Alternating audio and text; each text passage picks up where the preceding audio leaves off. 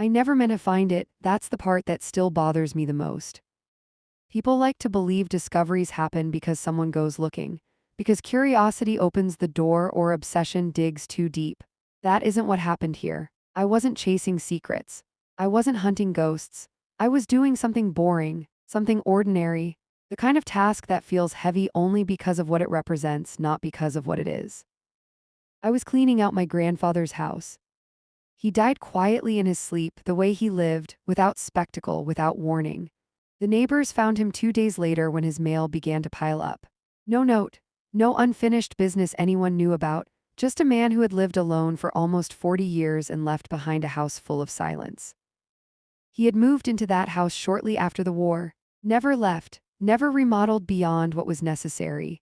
No modern additions, no open floor plans, the same walls, the same narrow hallways, the same heavy doors that closed with a final, deliberate sound.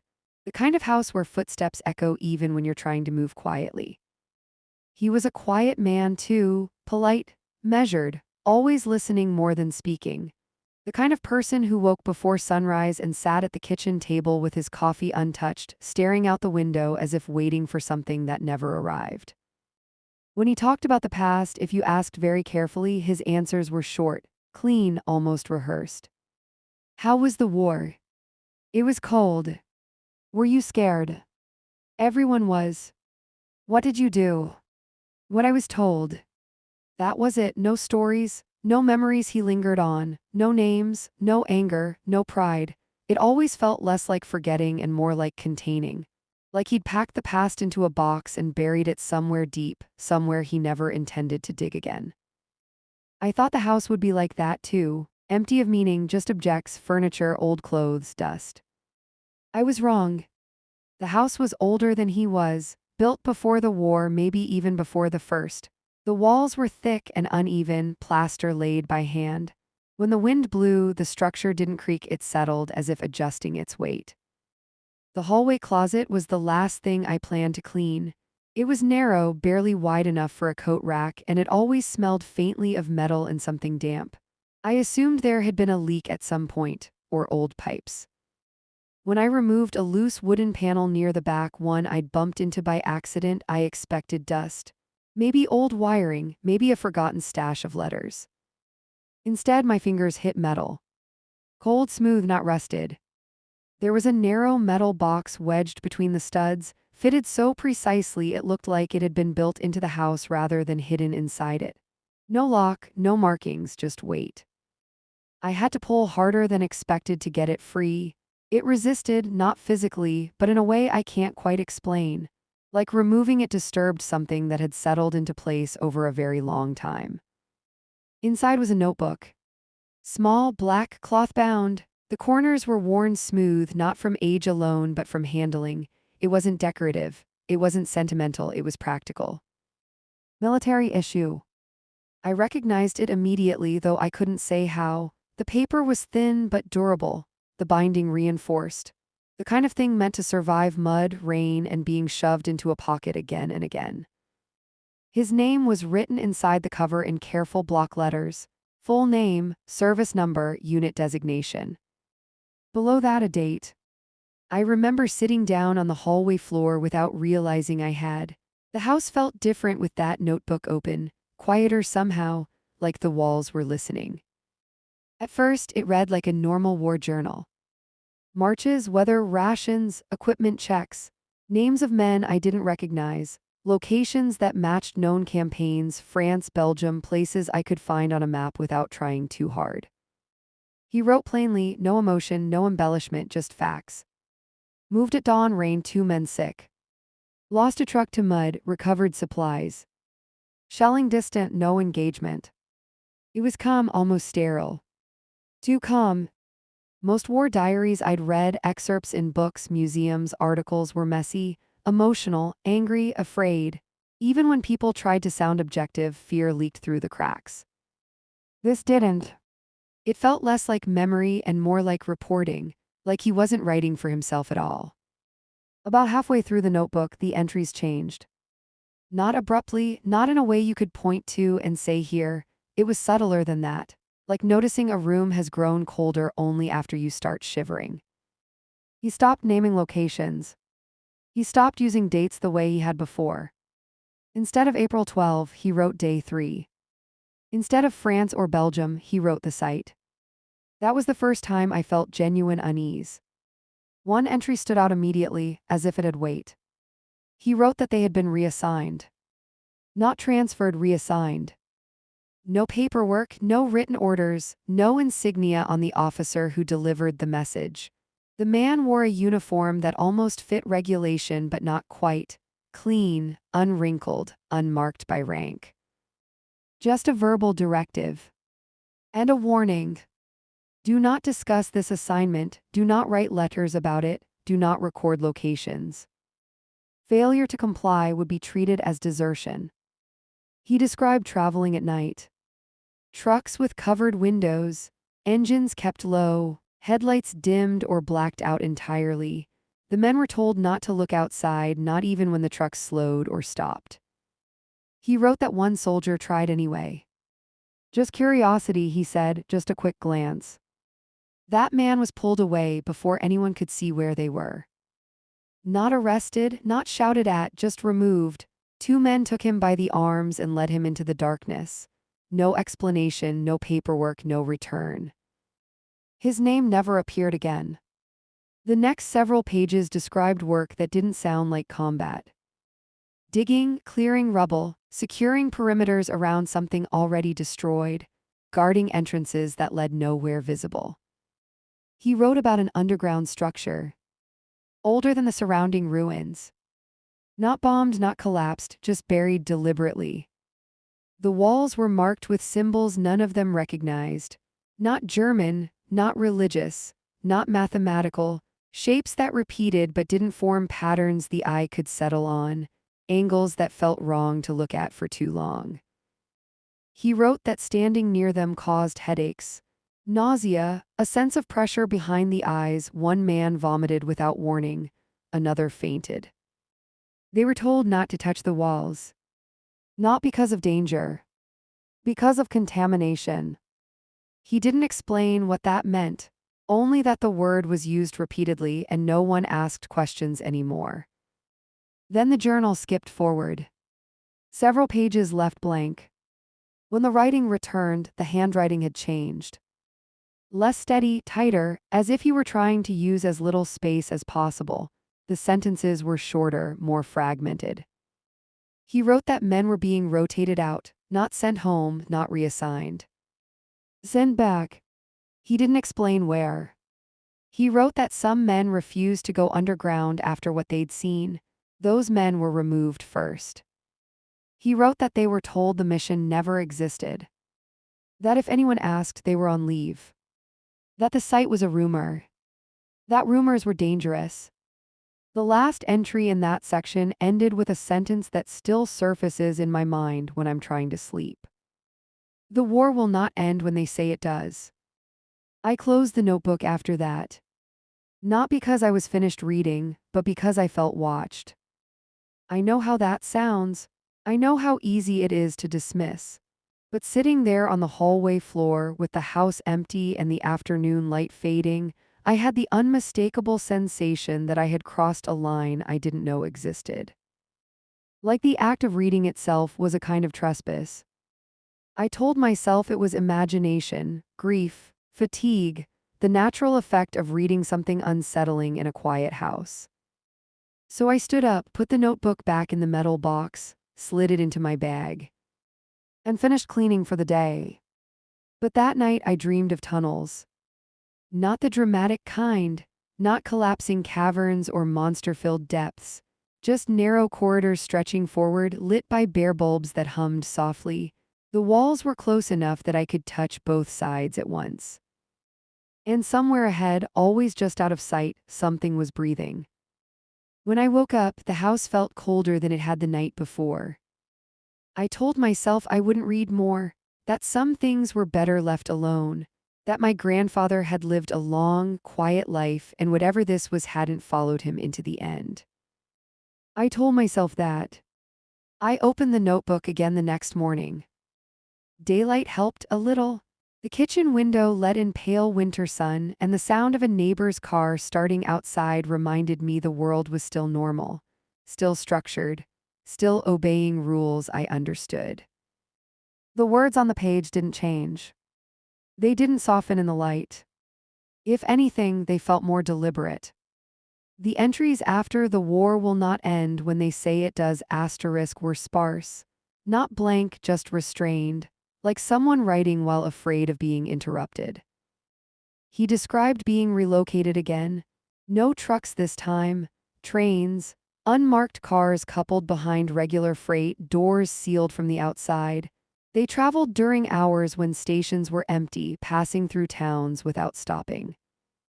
He wrote that they weren't allowed to speak to each other anymore. Not officially, no rule written down, but men who talked too much were separated at the next checkpoint, quietly, efficiently. By then, he had learned what separation meant. He wrote that the site had asterisk levels. Not floors, levels. Each one restricted further than the last. Each one requiring additional clearance that none of the men were told how to earn. Clearance was assigned arbitrarily. One man would be waved through. Another, identical in rank and role, would be turned back without explanation. Those who went deeper came back changed. Not injured, not shaken. Just diminished. He struggled to describe it. He crossed out several attempts. Finally, he wrote, "They return quieter than before, like something unnecessary has been removed." Sleep became irregular. He noted waking up at the same time every night regardless of exhaustion. 2:17 a.m. always. Men reported the same thing independently until they stopped reporting it at all. He wrote that clocks malfunctioned near the lower levels. Mechanical watches lost time. Electric ones stopped completely. Someone joked about it being magnetic interference. That man was reassigned the same day. The symbols on the walls appeared again in his writing. He sketched them this time, small and careful. Even on the page, they were unsettling, shapes that almost suggested meaning but refused to resolve into anything recognizable. He noted that prolonged exposure caused nosebleeds. He did not write whose asterisk nosebleeds. Another gap followed. When the journal resumed, the tone had shifted again. More personal now, less controlled. He wrote about dreams. Not nightmares, not fear-based images, just repetition. Rooms he didn't recognize, corridors that looped back on themselves, doors that opened into spaces that were clearly too large to exist underground. And a sound. A low vibration, not loud, not rhythmic, constant. He wrote that it wasn't heard with the ears so much as felt behind the eyes, that after long shifts near the lower levels, the vibration lingered even topside. He wrote, "It continues when I am alone." That line is underlined. He wrote that one night alarms went off without warning, not air raid sirens, not evacuation signals, something internal, localized. They were told to stand down, to remain where they were, to asterisk wait. No explanation followed. Hours later, they were told everything was stable. That word again. Stable.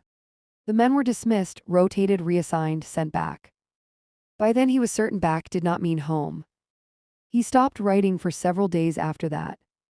When the entries resumed, the handwriting was almost unrecognizable. He wrote that he had been asked to sign documents he wasn't allowed to read. That refusal was noted. That acceptance was expected. He signed. He wrote that the war ended shortly afterward. Celebrations, announcements, official surrender, newspapers, cheers in the streets. None of it applied to them. They were told their work would continue under a different authority. Different funding. Different language. No uniforms this time. Civilian clothes provided, new names suggested but not required, addresses given, instructions memorized and then destroyed. He was told to go home. To live normally. To report if contacted. And never, under any circumstances, to return to the site unless instructed. The final entry before the long blank section is brief. Almost gentle. "I am writing this so I do not forget. They are counting on forgetting." I remember closing the notebook slowly, as if sudden movement might disturb something fragile. My hands were shaking. I had read enough to understand one thing clearly. Whatever my grandfather had been involved in did not end with the war. And whatever it was never meant to be remembered. The rest of the house suddenly felt complicit. The walls, the floors, the narrow hallway where the box had been hidden, as if the structure itself had been built around that secret, not merely used to store it. I put the notebook back in the metal box. This time I locked it. Not because I thought it could escape. Because I wasn't sure what would happen if I didn't. That night I dreamed again. This time I wasn't underground. I was standing at the entrance to something massive disguised as something ordinary. A concrete building with no markings, no windows, a door that looked like it led to storage or utilities. Men walked past me without seeing me. They carried clipboards, wore neutral expressions, spoke in careful tones. Inside, something shifted. Not moved. Shifted. Like pressure equalizing. I woke up before I saw anything else. Wide awake. 2:17 a.m. The next morning, I checked the house again. I told myself I was being paranoid, that reading a disturbing journal was enough to seed anxiety, that my mind was filling in gaps with imagination. Still, I checked. Nothing was out of place. No doors open, no lights disturbed, no signs of entry. Just silence. And the sense that something had been acknowledged. I didn't tell anyone about the notebook. Not friends, not family, not even casually. It wasn't a conscious decision at first, more like the absence of an impulse. Every time I thought about mentioning it, the thought dissolved before it reached my mouth. As if it didn't want to be spoken. I stayed in the house another week, long enough to sort paperwork, arrange the sale, and decide what would be donated or discarded. The notebook stayed with me, locked inside the metal box which I kept at the bottom of my bag. I avoided opening it again. But avoidance didn't bring relief, it sharpened everything else. Every sound in the house felt deliberate. The hum of the refrigerator at night, the soft settling of the walls, the faint tick of the clock in the living room, an old mechanical one my grandfather had wound every Sunday without fail. I began to notice something strange about that clock. It stopped at 2:17. Not every night, not predictably, but often enough that I started checking it deliberately when I woke from restless sleep. The hands would be frozen there, unmoving until I touched the clock, then it would resume as if nothing had happened. I told myself it was old. I told myself that a coincidence repeated often enough still didn't mean anything. On the fourth night, I heard footsteps upstairs. That shouldn't have been possible. The house was empty except for me, and I was sleeping in the guest room on the first floor. The second floor had been closed off, doors shut, lights off, unused since my grandmother died decades earlier. The sound wasn't loud. Just a slow, deliberate step. Then another. I lay still, listening, every muscle locked. The footsteps crossed the room above me, paused, then moved again, not pacing, not searching. Walking. I waited for the creak of the stairs. It never came. The footsteps faded, as if the person had simply stopped existing mid-stride. In the morning, I went upstairs. Dust lay thick across the floor, unbroken, no footprints, no disturbed air. The windows were still locked from the inside. Nothing had happened. Except I knew it had. That was the day I opened the notebook again. Not to read forward. To read more carefully. There were details I had skimmed before, minor notes that didn't seem important until now, references to procedures, terminology repeated across entries without explanation. Containment protocols. Exposure thresholds. Stabilization interval. These weren't words a normal infantryman used casually. They didn't belong in a field journal. They belonged in reports, in laboratories, in places where variables were controlled and outcomes measured. One entry described a briefing conducted underground. No officer present, no commanding voice, just a recorded message played through speakers mounted into the walls. The message repeated twice. Then the speakers were removed. He wrote that questions were discouraged not through threat but through silence. No one acknowledged raised hands, no one responded to uncertainty. Understanding was assumed. Compliance followed. He wrote about an incident he called the fluctuation.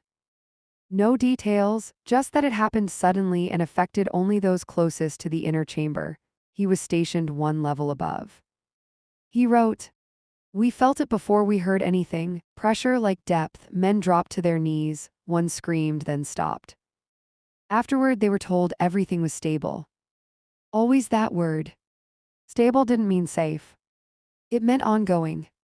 Another entry described a man who insisted the walls were changing, that the symbols were not carved but emerging, that they shifted when not observed directly. The man was evaluated. He did not return. My grandfather noted, almost apologetically, that the man had been right. I closed the notebook again when my hands started to sweat. That night the dreams changed. I wasn't observing anymore. I was participating. I dreamed I was wearing unfamiliar clothes, standing in a line of men whose faces I couldn't quite focus on. Whenever I tried to look directly at someone, my vision slid away, like trying to read text in the corner of your eye. We were waiting. Not for orders. For permission. A door opened somewhere below us and the vibration intensified. It wasn't painful, it wasn't loud. It was insistent. Like something reminding us it was still there. I woke with my heart racing and my ears ringing, convinced for several seconds that the sound was still present. It wasn't, but the silence afterward felt thinner than before. On the sixth day, I noticed a car parked across the street. Gray, older model, clean but unremarkable.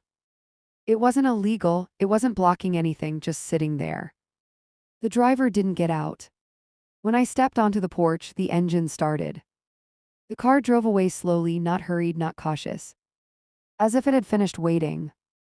I laughed at myself afterward, nervous laughter, the kind meant to dispel tension. Anyone could park on a public street, anyone could leave when someone came outside. Still, I checked the window that night before going to bed. The street was empty.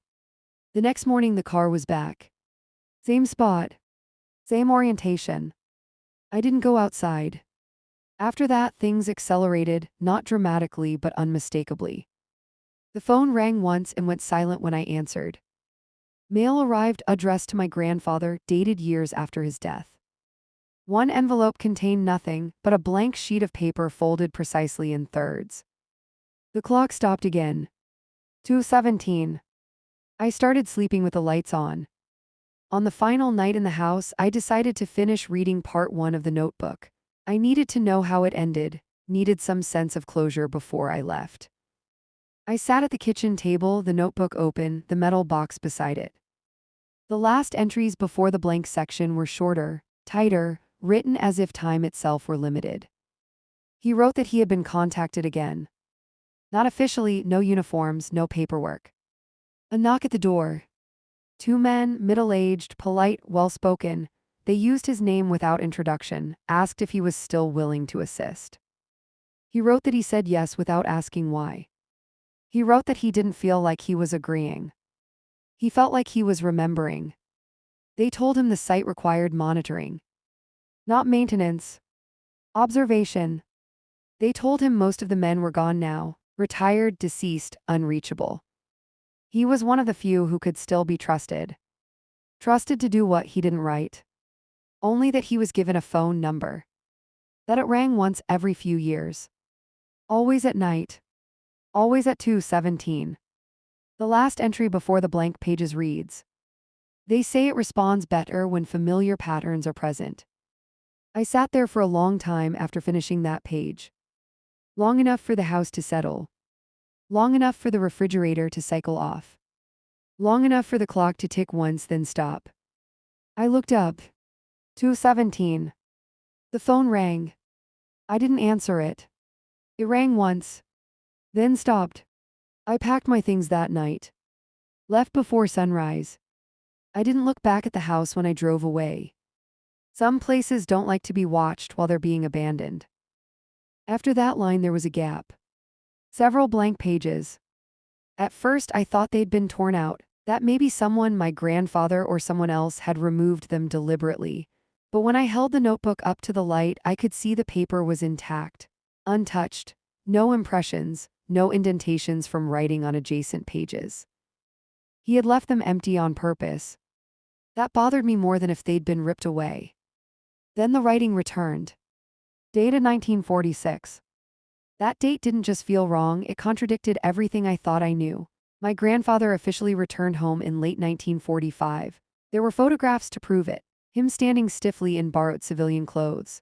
My grandmother beside him smiling too widely. A small parade in town.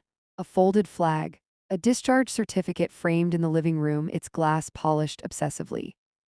The man in those photos looked present. The man in the notebook did not. The 1946 entries were written in a different tone, less restrained than before but not freer. If anything, they felt watched, like someone writing while aware the words might be read later. He wrote that he was still being contacted. Not constantly, not predictably. Just enough to remind him he hadn't been forgotten. The phone would ring once, sometimes twice. When he answered, there was either silence or a voice he didn't recognize using language he did. Remain available. Confirm status. Do not discuss prior assignments. He wrote that he stopped asking who was calling. He already knew the answer wouldn't help. He described men from his unit disappearing one by one. Not dying. Not officially anyway. Just gone. Families were told they'd relocated for work. Records updated retroactively. Addresses changed. Letters returned unopened, marked no longer at this residence. He wrote that one widow insisted her husband had never come home at all, that she remembered him leaving for the war but not returning, that photographs of his return meant nothing to her. She was advised to rest. Her files were sealed. He attended one funeral where the body was sealed in the casket, another where there was no body at all, just a service, a flag, and a name that people struggled to remember correctly. He wrote that memory itself seemed unreliable around anyone connected to the site. That frightened him more than surveillance ever had. One entry described a meeting in a government building with no signage. No plaques, no directory, no indication of what department occupied it. The lobby was clean and undecorated, as if designed to be passed through rather than noticed. Everyone there pretended to be from a different department. Treasury, infrastructure, public health, energy. No names. No ranks. Just roles. He wrote that when introductions circled back to him, the man across the table nodded and said, "You already know why you're here." No one contradicted him. They told him the site was still active, that it had never been fully sealed. That sealing was no longer considered viable. Instead, they spoke about stability windows, about observation periods, about how certain conditions needed to be maintained, not enforced, just preserved. He wrote that the language was careful, but the implication was not. Whatever was down there did not like interference. It tolerated familiarity. I stopped reading that night. Pause. I needed air, noise, something ordinary. The house felt oppressive again as it had near the end of my stay, though now I wasn't physically there anymore. I was back in my apartment, the notebook on the table in front of me, the city alive outside my window. Cars passed, people talked, sirens wailed somewhere distant. And still the words followed me. The next morning, I went to the local records office. I told myself it was curiosity, verification, a way to ground the story in something tangible. I asked about my grandfather's unit. The clerk typed his name into the system and frowned. Not dramatically, just long enough to notice. She clicked through several screens, paused, typed again. Then she told me some files were restricted. Others were missing entirely. That wasn't unusual, she said. Older records, transfers between agencies, poor archival practices. But her tone didn't match the explanation. When I asked if there was a way to request access, she leaned closer and lowered her voice. I wouldn't, she said. Not can't. Wouldn't. When I pushed gently, she suggested I stop asking. Back in my apartment, I kept reading. The journal changed after that meeting. It became less about events and more about anticipation. He wrote that he felt watched. Not followed, not monitored. Observed. That distinction mattered to him. Phone calls went silent when he answered. Not dial tones, just open lines, breathing maybe or maybe just static shaped by expectation. He described old men he didn't recognize waiting across the street from his house. Always different faces, always the same posture, hands folded. Hands folded, eyes forward. They left when he noticed them. He tested it once, pretended not to see them, stayed behind the curtain. They remained. He wrote that after that, he always acknowledged them. Just a glance. A nod. They left immediately. Then came the date. Not written like the others. It took up half the page. September 17, 1979. The ink was darker, pressed harder into the paper. Below it he wrote only 3 lines. They told me today is the end. They said the site is stable. If this is wrong, someone will come. I stared at that page for a long time. That was before I was born, before most of what I considered modern history, before digital records, before surveillance became obvious. My grandfather died in 1982. No one ever came. The pages after that were the hardest to read. Not because they described horror, but because they described doubt. He questioned his own memory. Wondered if the site had changed him. If what they uncovered was meant to stay buried not because it was dangerous, but because it was unfinished. He wrote apologies. To people by name. Some were crossed out. Others weren't. I recognized one name. A man who had attended family gatherings when I was a child. An old friend who stopped visiting suddenly, never mentioned again. I checked. He died in 1980. Official cause, heart failure. The very last sentence in the journal was written in pencil. Faint. Shaky. As if he wasn't sure it should exist. If you are reading this after the date, then they lied again. I closed the notebook. My hands were cold. And somewhere in my apartment, a phone vibrated just once without ringing. I didn't sleep after that. Not properly. I lay on the couch with the lights on, the notebook closed and pushed out of reach, as if distance alone could soften what I'd read. Every time I closed my eyes, I saw that date again, September 17, 1979 written too large, too deliberate, like a warning meant to outlive its author. Morning arrived without relief. The city felt louder than usual, sharper. People on the street moved with purpose I envied. They had schedules, destinations. A sense of continuity I suddenly felt excluded from, as if I'd learned something that quietly disqualified me from normal time.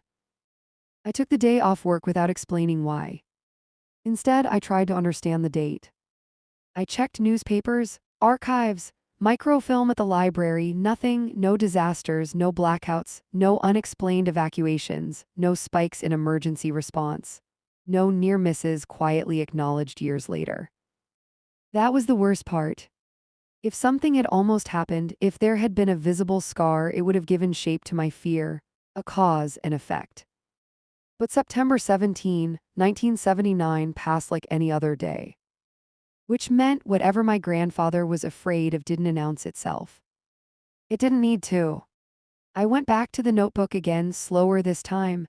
I read between lines instead of over them, looked for repetition, patterns, omissions. One thing stood out clearly now: he never described what the site contained. Not once. He described effects, procedures, responses, consequences. Never the thing itself. That felt intentional. As if naming it, even privately, was dangerous. There were hints though, fragments. References to proximity response. To familiar cognitive frameworks. To pattern reinforcement. Once in a line I'd missed before, he wrote, "It does not imitate us, it aligns." I didn't know what that meant. But it followed me through the apartment all day. That evening someone knocked on my door. 3 sharp knocks, evenly spaced. Not a neighbor's casual tap, not a delivery. I froze. The knock came again, identical, patient. I didn't answer. I stood a few feet back, listening, heart pounding so loudly I was sure it could be heard through the door. After a moment I heard footsteps retreat. No note was left, no card, no sound of an elevator or stairwell door. Just absence. I checked the hallway after several minutes, empty. That night I dreamed of my grandfather. Not as I remembered him, old, reserved, distant, but younger. Standing in a room with concrete walls and no corners as if the edges had been rounded off deliberately. He was speaking, but I couldn't hear the words. Behind him, something moved, not forward, not backward, but into alignment asterisk. I woke with a headache and a nosebleed. It stopped quickly, too quickly. I told myself it was stress. I told myself that until the phone rang the next night. Once, at 2:17 a.m. I didn't answer. It rang again the following night, same time, same duration. On the third night, I picked it up. I didn't say anything. Neither did the voice on the other end. But I could tell it wasn't silence. There was presence there, attention. Then a man spoke, not close, not distant, as if the sound was being introduced into the line artificially. You have materials that don't belong to you. I didn't respond. We understand how that happened, he continued. No fault is being assigned. I waited for my heart to slow. You will be contacted with instructions. The line went dead. I sat there for a long time, phone pressed to my ear, listening to nothing. I thought about lying, about denying everything, about throwing the notebook away. But I knew that wouldn't help. They already knew. The next day, I received an envelope. No return address. Inside was a single card with a date, time, and location. No explanation. The location was a public building, ordinary, bureaucratic, the kind of place you'd never remember after leaving. I didn't tell anyone where I was going. I left the notebook locked in the metal box and carried it with me anyway. The building looked exactly as expected. Concrete, neutral colors, fluorescent lighting that flattened everything beneath it. No signs beyond a small plaque indicating it was a municipal services annex. Inside, a security desk with no visible security. The man behind it smiled politely and asked my name. When I gave it, he nodded and handed me a visitor badge already printed. No waiting. I was escorted down a hallway that curved gently, just enough that you couldn't see where it ended. The room they led me to was windowless and quiet. Two people waited there. A man and a woman, middle-aged, unremarkable. Their clothes suggested different professions without committing to any, like actors cast to represent authority without specifying which kind. They didn't introduce themselves. Instead, the woman gestured to the chair opposite them. You've read the journal, she said. Not a question. Yes, I replied. The man nodded, as if confirming something internal. You shouldn't have, he said, but that was anticipated. I asked what they wanted. They exchanged a glance. To make sure you don't misunderstand what you've found, the woman said. I asked them if the site was real. They paused. Then the man said, the site is a convenient term. I asked if it still existed. It persists, he said. I asked what it was. This time they didn't answer immediately. Finally, the woman spoke carefully. It is something that responds to continuity, she said, to repetition, to familiarity. Human presence stabilized it, the man added. Human absence destabilizes it. I thought of my grandfather, of the phone calls, the watching men, the waiting. You kept him alive to watch it, I said. They didn't correct me. You are not being asked to replace him, the woman said quickly, not directly. Then why am I here? The man folded his hands. Because you read the journal, he said, and because it noticed. I felt cold. Noticed what? He met my eyes. That someone remembered. I didn't answer right away. Not because I didn't understand what he'd said, but because some part of me was still pretending there had to be another interpretation. A metaphor, a bureaucratic shorthand, something abstract enough to be safe. That's not possible, I said finally. You're talking about a place, a structure, an operation. The woman tilted her head slightly, considering me. That's how it began, she said. That's how it was managed. Those were useful frames. Frames for what? I asked. For something that doesn't behave well inside definitions, the man replied. He stood and walked to the wall behind him. There was no screen there, no projector, no obvious technology. He placed his hand flat against the surface. For a moment, nothing happened. Then the lights dimmed, not flickered, but softened. The hum of electricity in the room deepened, lowering in pitch until it felt less like sound and more like pressure. The wall brightened. Not with images, with depth. It was the same sensation I'd had reading the notebook, like my eyes were being asked to focus on something that refused to become fully visible. "This is a representation," the woman said, "not a recording." I saw corridors. Not exact replicas of what my grandfather had described, but close enough to tighten my chest. Concrete surfaces without seams, corners that curved just enough to deny orientation. Symbols etched into the walls, not identical to the sketches, but undeniably related. "They evolve," the man said. "They adapt to proximity." "What am I looking at?" I asked. "A stabilized state," he said. The image shifted. The corridors darkened, the vibration increased. Something like movement rippled through the walls, not motion, not growth, but alignment. "This," the woman said quietly, "is what happens without observation." The lights returned to normal. The wall was blank again. I swallowed. "You said it noticed," I said. "Noticed what?" "That continuity had been interrupted," the man replied, and then resumed. They explained slowly, carefully, as if the explanation itself carried risk. The site, as it had been called, was not a location so much as an interface, something discovered, not built, unearthed rather than constructed. It did not exist for humans, but it accommodated them readily. Too readily. Human presence didn't activate it. Human patterns did. Routine, observation, familiar cognitive structures, predictable behavior over time. The men stationed there during the war hadn't contained it. They had taught it. "What does it do?" I asked. The woman's expression tightened almost imperceptibly. "It aligns with whatever is most consistently present," she said. "And when that presence disappears," I asked. "Instability," the man said, "drift, emergence of non-aligned patterns."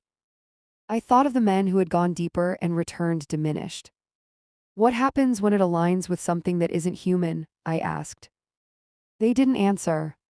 Not immediately. Finally, the woman said, "That is why the monitoring program exists." "You mean the phone calls?" I said, "the watching the men across the street." "Yes," she said, "low-impact observation, familiarity without proximity." "And my grandfather's. He was part of the final on-site cohort," the man said. "After that, we transitioned to distributed observation." I stared at them. "You kept him alive," I said again. "You kept him watching." "We kept him available," the woman corrected. "There is a difference." My voice shook despite my effort to keep it steady. "And now?" The man leaned forward slightly. "Now the system is experiencing latency." I didn't know what that meant, but I didn't like the way he said it. "The stabilization interval has exceeded predicted limits," he continued, which suggests either increased internal alignment or external re-engagement. "With what?" I asked. "With someone who remembers," the woman said. The room felt smaller. "You don't need me," I said. "You have archives, models, whatever that was you showed me." "All representations degrade," the man said. "Human memory does not in the same way." I laughed once, sharp and humorless. "You think I'm qualified for this?"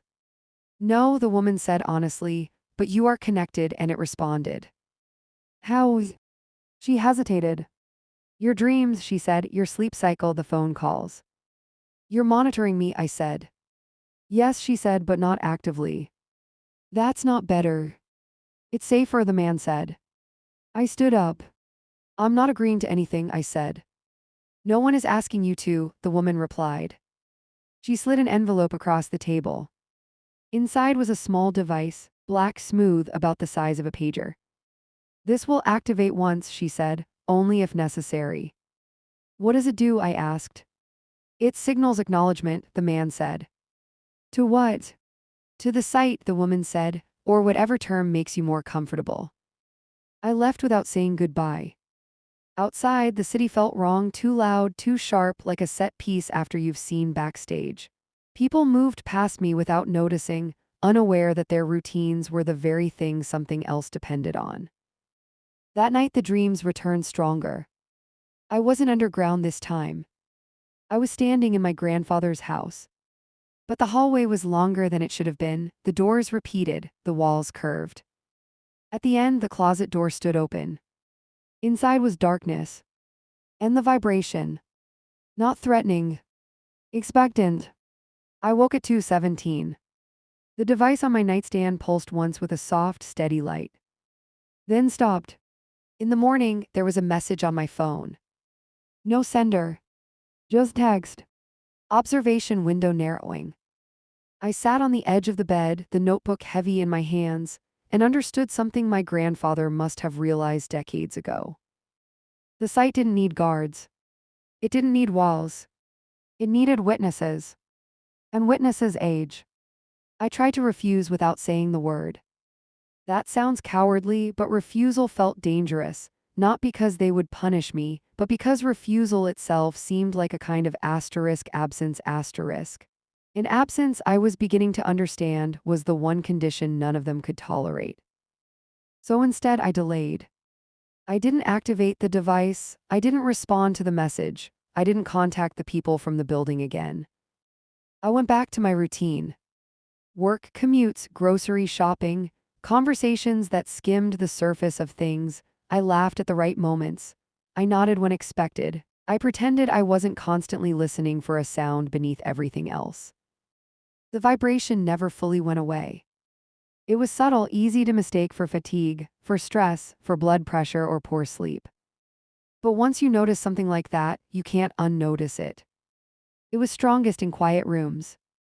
Bathrooms, elevators, hallways. Always hallways.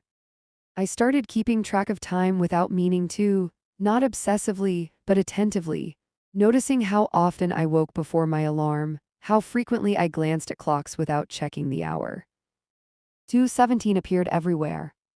Receipt totals, ticket numbers, file references at work, always plausibly coincidental, always just enough to be dismissed.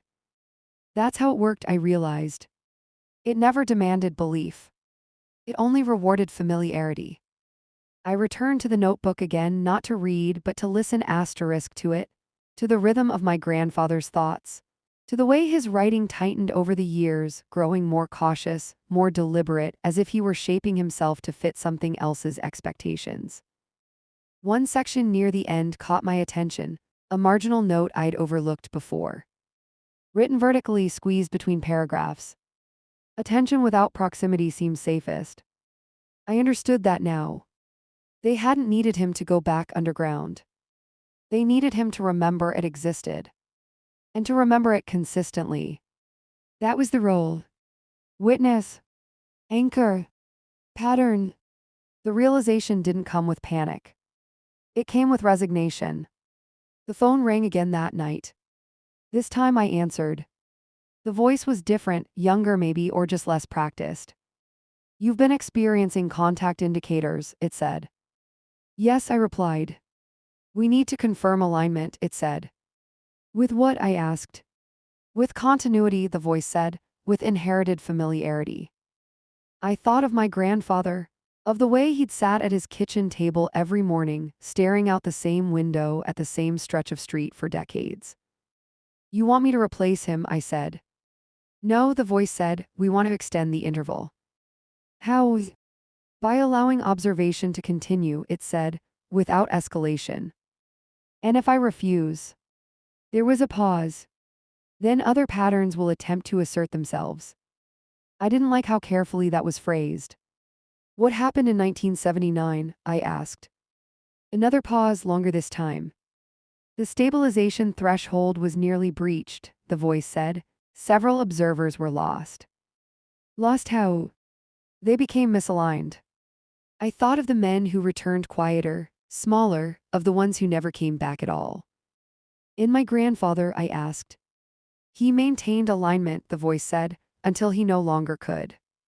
The call ended without goodbye. That night I activated the device. Not because I agreed. Because I was afraid of what would happen if I didn't. It didn't beep, didn't vibrate, didn't flash. It simply warmed slightly in my hand. Then cooled. The dream stopped after that. Not immediately, but gradually. The corridors faded, the vibration softened. Sleep returned in uneven but tolerable pieces. The phone calls stopped too. Life resumed its shape. Weeks passed, then months. Nothing happened, which I learned was the point.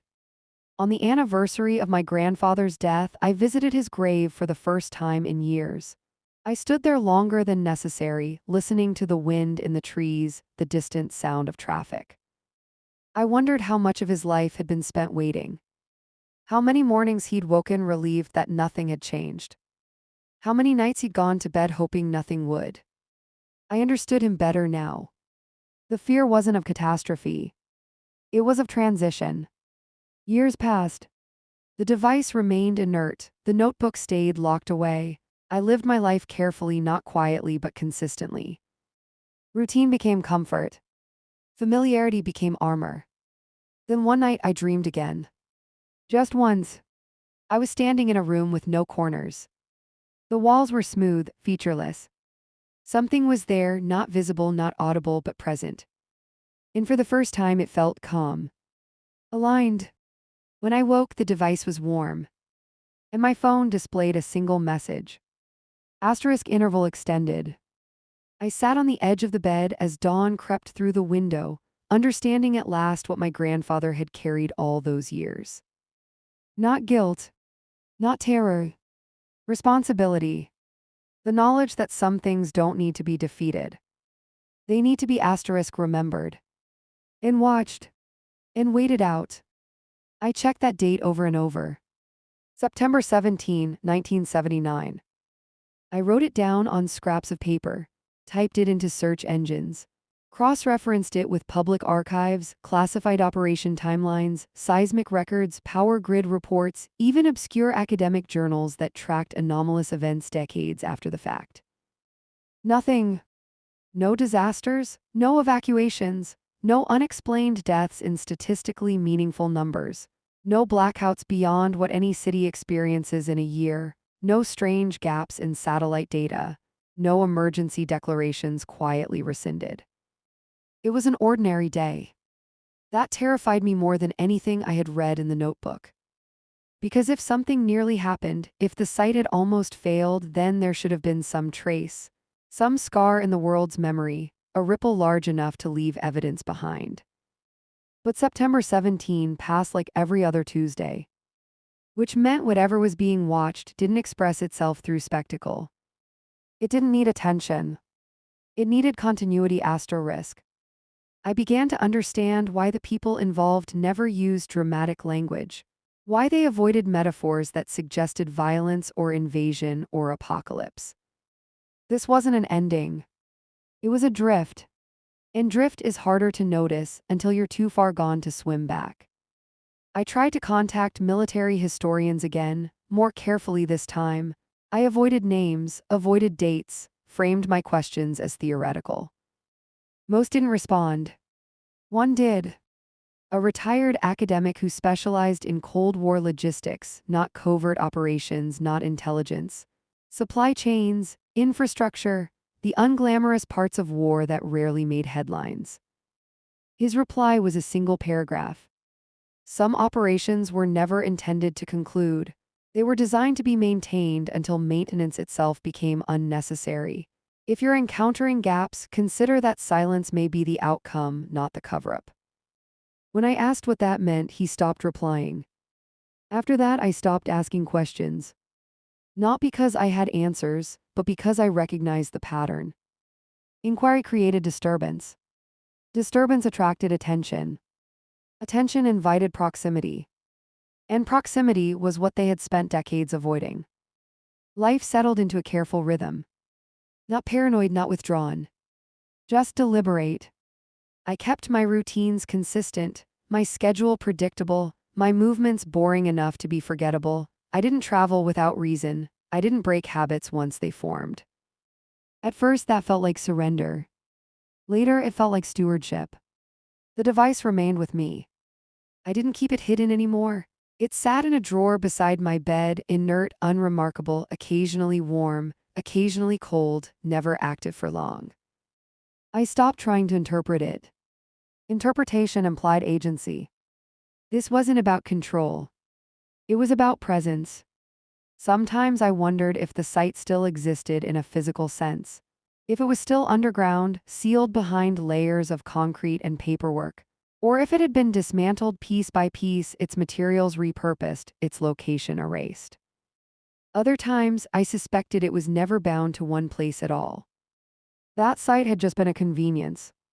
A way to anchor something that didn't naturally stay still. I began to notice small things. Patterns in noise, in crowds, in architecture. Certain buildings felt heavier inside than they should. Certain basements caused the same dull pressure behind the eyes I remembered from the notebook's descriptions. Always subtle. Always ignorable. Except now, I knew what it meant to ignore something correctly. There were nights when I dreamed of my grandfather again. He never spoke. He just watched. Sometimes from the doorway of his old house. Sometimes from the end of a hallway that stretched longer than physics allowed. He never looked afraid. If anything, he looked relieved. As if the burden had finally been passed on. Years went by without incident. That was the success condition. No calls, no messages, no meetings in nameless buildings. Then one evening, while reorganizing a shelf, I found the notebook again. I hadn't opened it in a long time. I wasn't sure why I did now. The pages hadn't changed. But I had. Certain lines stood out differently. Passages that once felt ominous now felt instructional. They respond better when familiar patterns are present. Attention without proximity seems safest. They are counting on forgetting. I realized something then, something small but profound. The site didn't need to be watched constantly. It needed to be remembered occasionally Just enough. Like a muscle kept from atrophy. I locked the notebook away again. Not hidden. Contained. That distinction mattered. There are nights now when I wake just before dawn, heart steady, mind clear, with the distinct sense that something has just settled. Like pressure equalizing. Like alignment restored. No fear accompanies those moments. Just awareness. I don't know how long this will last. I don't know if there will be another date someday, another threshold written too large on a page. But I know this. My grandfather lived his life quietly. He loved my grandmother, he tended his garden, he attended holidays and listened more than he spoke, he never raised his voice. But in his writing, and now in my own silence, I understand the weight he carried. The knowledge that some endings are provisional. That some things don't stop just because we say they have. That stability isn't permanence, it's maintenance asterisk. If you're listening to this, then that date has come and gone. And nothing obvious happened. That might be the most unsettling part of all. After a while, I stopped thinking of myself as involved. That distinction mattered. Involved suggested action, decisions, responsibility in the traditional sense. What I was doing didn't feel like that. It felt more like remaining available . Like keeping a light on in a room no one was currently using, not because someone was coming, but because darkness had a way of settling when left alone too long. Time behaved strangely after that. Not in obvious ways, not missing hours or distorted memories, just a subtle compression. Years slipped past without leaving sharp edges. Birthdays arrived and departed with polite regularity. News cycles churned through crises that burned brightly and vanished just as fast. Nothing touched the deeper rhythm. I learned to recognize the moments when attention mattered. It wasn't every day. It wasn't even frequent. But occasionally, standing in line somewhere or walking through a familiar space, I would feel it. That same pressure behind the eyes, that faint sense of depth where there shouldn't be any. When that happened, I didn't panic. I slowed down. I stayed present. I let the moment finish itself. And it always did. I never told anyone what I was doing. Not because I was ordered not to, though I suspected that conversation would not have gone well, but because language itself felt insufficient. Anything I said would either trivialize it or exaggerate it. Both felt dangerous. This wasn't a secret meant to be shared. It was a condition meant to be asterisk maintained. Sometimes I wondered how many others existed like me. Not replacements, not operators. Witnesses. Distributed, unconnected, living ordinary lives with small, invisible responsibilities woven into their routines. The idea was oddly comforting. It meant the burden wasn't singular. It also meant the burden would never truly disappear. I noticed changes in myself. Nothing dramatic, no loss of identity, no sudden detachment from emotion. Just an increased tolerance for ambiguity. For unresolved things. I stopped needing explanations for everything. Stopped insisting on closure. The world, I learned, functioned better without it. One afternoon, years later, I received a letter. Not an email, not a call. A physical letter. No return address. Inside was a single sheet of paper. On it, a familiar sentence, one I'd read in my grandfather's handwriting decades earlier. They are counting on forgetting. Below it, written in a different hand. Thank you for remembering. That was all. No signature. No instruction. I burned the letter that night. Not out of fear. Out of respect. Dreams returned occasionally after that, but they were different. No corridors. No symbols. No vibration. Just spaces, vast quiet spaces that felt neither hostile nor welcoming, simply present asterisk. In those dreams I was never alone. But I was never crowded either. Awareness without pressure. Observation without demand. I woke from those dreams rested. Which somehow felt wrong.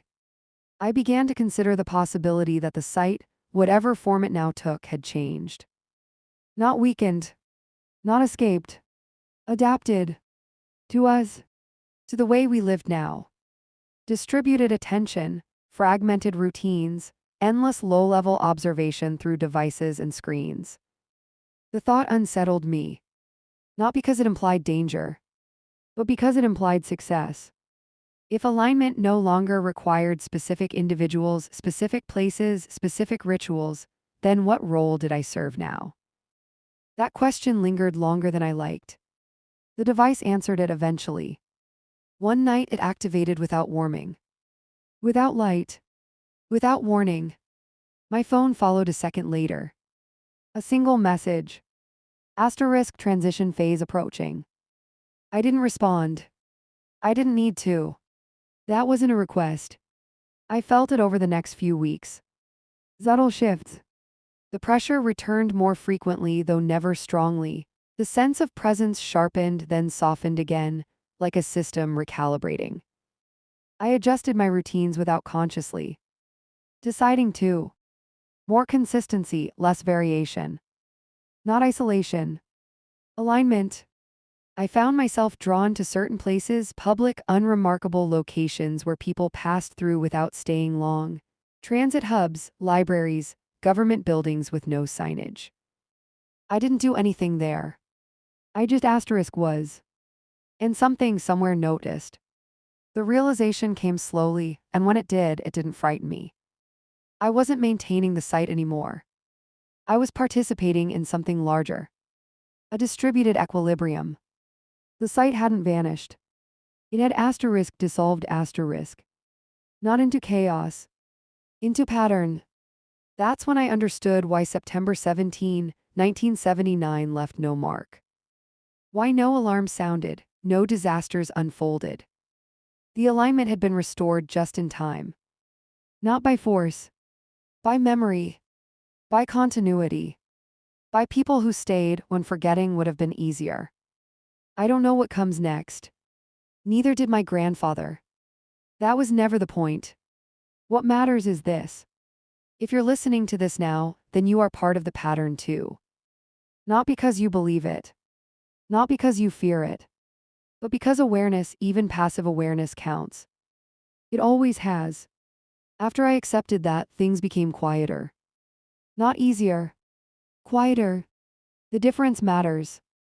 When people imagine something ending, they picture resolution, a clear before and after, a line crossed, a chapter closed.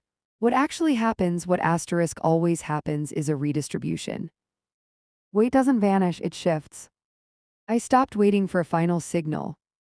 There was no countdown, no threshold moment where someone would say, "Now you're done." The system, if that's even the right word, didn't function that way. It never had. My grandfather hadn't been waiting for the end either. He'd been waiting for confirmation that continuity held. That confirmation never arrives all at once. It arrives in absences, in the fact that nothing breaks. I thought often about the men he wrote about, the ones reassigned without insignia, the ones who disappeared quietly, their records adjusted, their families gently redirected away from questions that would only cause pain. At first, I assumed they were casualties of secrecy. Later, I understood they were absorbed. You don't remove people from a system like this. You diffuse them into it. I searched public archives less and less, not because I found what I was looking for, but because I recognized the futility. The truth wasn't hidden behind locked files or redacted pages. It was hidden in normality, in the absence of anomaly. That's the mistake everyone makes. They think danger announces itself. That disruption comes with sound and spectacle, but the most successful containment strategies don't interrupt life. They become indistinguishable from it. That's what the site had achieved. Not permanence, stability. One evening, I found myself rereading the journal, not the entries about the site, but the small things, notes about weather, about food, about conversations that went nowhere, about boredom. Those entries mattered more than I'd realized. They were proof of something essential. Even in proximity to whatever they uncovered, even under conditions of secrecy and threat, life continued. People adapted. That adaptability was the real variable. Not the site, not the structure. I wondered if the original containment had failed because they underestimated that. They tried to lock something away instead of integrating its existence into human behavior. You can't isolate awareness. You can only distribute it. The device remained silent for a long time after the transition message. Long enough that I stopped checking for it consciously, which again felt intentional. When it activated again, it wasn't at night. It was in the middle of a crowded afternoon. A vibration, a screen flicker. One line of text. Alignment maintained. No follow-up. No instruction. No acknowledgement required. I felt something loosen inside me. Not relief, permission. To stop watching for signs. To trust the process I'd already become part of. That trust didn't make me careless. It made me patient. Years passed. I aged in the ordinary ways, lines at the corners of my eyes, stiffness in the mornings, the subtle recalibration of priorities that happens when you realize time is no longer theoretical. I attended funerals. I attended weddings. I told stories about my grandfather that left out the important parts, because the important parts didn't fit into casual conversation. Sometimes, late at night, I imagined him sitting in that underground structure, long before I was born, writing careful sentences by dim light, trying to make sense of something that refused to be framed as enemy or object. I don't think he hated it. I don't think he feared it in the way people expect. I think he feared misunderstanding it. That fear shaped his silence more than any oath ever could. The world didn't end. It didn't almost end either. And that's the detail that unsettles me the most. Whatever they found wasn't apocalyptic. It wasn't catastrophic. It was asterisk, persistent asterisk. A presence that required ongoing acknowledgement, not elimination. A condition, not an event. And conditions don't resolve. They're managed, maintained, inherited. I started to notice others, small signs, nothing provable. People who paused when the pressure passed through a space. People who looked up at the same moment I did, not at anything specific, just up. We never spoke. We didn't need to. Recognition doesn't always require language. Sometimes it's just a shared stillness. A mutual decision not to disrupt something already holding. I don't know if this story will change anything for you. That was never my expectation. I'm not trying to warn you. I'm not trying to recruit you. I'm documenting continuity. That's all this ever was. The journal is still with me. The device, too. One day, someone will find them together. They won't understand. Not fully. And that's fine. Understanding was never required. Only remembering. There is a misconception people have about awareness. They think noticing something gives them power over it, that observation equals control, that once you can name a thing, you can manage it, contain it, or at least keep it at a safe distance. That belief is comforting. It's also wrong. Awareness doesn't grant control, it grants responsibility. Once you know something exists, you become part of the system that allows it to continue existing, even if you do nothing else, even if you never speak its name again. Especially then, I understood that fully the night I realized I'd stopped dreaming about the site altogether. Not because it was gone, because it no longer needed my subconscious to process it. It had moved into the background layer of my life, the same place gravity lives, always present, never questioned, only noticed when something goes wrong. That's the true measure of stability. Not silence. Integration. I stopped rereading the journal after that. Not out of fear or exhaustion, but because it had completed its function. It wasn't a warning anymore. It was a record of a transition period, an era when containment still required proximity, secrecy, and physical boundaries. Those methods don't survive modernization. Nothing does. The site adapted because we adapted. I sometimes imagine the original structure still underground somewhere, sealed behind layers of concrete and forgotten authority. Its symbols eroded, its corridors empty, its purpose obsolete.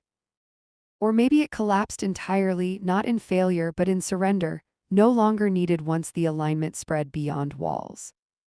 Both possibilities feel equally plausible. Both feel equally irrelevant. Because the site was never the point. It was the interface. What mattered was what it introduced into human systems, the idea that some things cannot be destroyed, only contextualized. My grandfather understood that before anyone explained it to him. That's why he wrote the way he did, plain, careful, controlled. He wasn't trying to convince himself, he was practicing containment through language. Say only what can be held. Leave the rest unspoken. I inherited that instinct without realizing it. You probably did too. Everyone does eventually. There's a moment in every life where you recognize something you can't fix, can't expose, can't fully understand, and instead of fighting it, you adjust around it. You choose not to pull the thread. You tell yourself it's maturity. Sometimes it is. Sometimes it's something older, deeper, more structural than that. I don't know what happens next. And I'm comfortable with that now. If there's another transition phase, it won't announce itself. It won't need to, the framework is already in place. The watchers don't stand in rooms anymore, they pass through lives, through routines, through people who know when to pause. If something destabilizes, alignment will correct it. Not through force. Through attention. Through memory. Through stories like this one, told quietly without spectacle to people who may or may not believe them, but will remember them anyway. That's all it ever required. My grandfather used to sit in his garden at dusk, hands folded, watching the light fade without turning on the porch lamp. I used to think he was saving electricity or enjoying the quiet. Now I think he was just practicing, waiting without expectation, letting the day end without interference. I do the same thing sometimes. No phone, no device, just awareness. And in those moments, very rarely, very gently, I feel it again. Not pressure, not presence, balance. If you're listening to this, then the date has passed. It passed a long time ago. And nothing obvious happened. No alarms, no collapse, no revelation. Which means the system worked. It's still working. And now that you've heard this, you're part of it too. Not because you choose to be, but because remembering is enough.